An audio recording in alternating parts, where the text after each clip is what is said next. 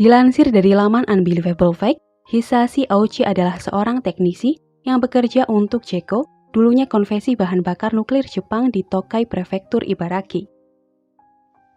Dia adalah salah satu di antara korban jiwa dari kecelakaan nuklir Tokai Murah yang sepanjang sejarah menjadi kecelakaan nuklir terburuk di Jepang.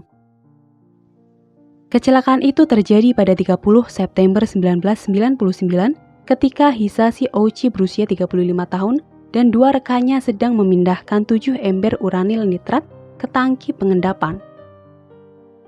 Setelah ia hampir mencapai tangki, tiba-tiba terjadi reaksi berantai yang tidak terkontrol dan memuntahkan partikel radiasi.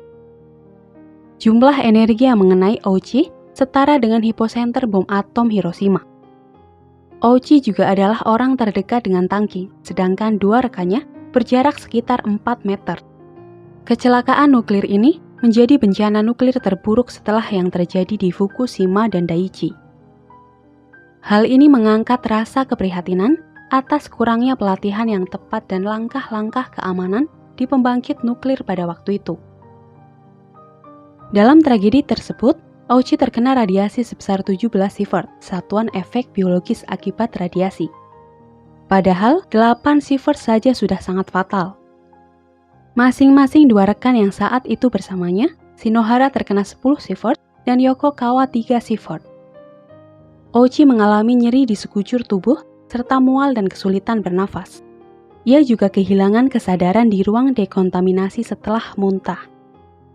Paparan radiasi yang terjadi pada Ouchi sangat parah sehingga kromosomnya hancur dan jumlah sel darah putih anjlok mendekati nol. Sebagian besar tubuhnya mengalami luka bakar parah hingga organ bagian dalamnya pun rusak. Karena kondisinya semakin memburuk, ia dipindahkan ke rumah sakit Universitas Tokyo dan kemudian menjalani transfusi sel induk perifer pertama di dunia. Ia diberi banyak darah, cairan, dan obat-obatan yang bahkan saat itu belum tersedia di Jepang. Dia juga harus menjalani transplantasi kulit karena semua jaringan kulit dan pori-porinya rusak. Setelah dirawat selama seminggu, Ouchi berhasil mengatakan, "Aku tidak tahan lagi, aku bukan kelinci percobaan." Namun, dokter tetap merawatnya dan mengambil langkah-langkah tepat agar ia bisa bertahan hidup.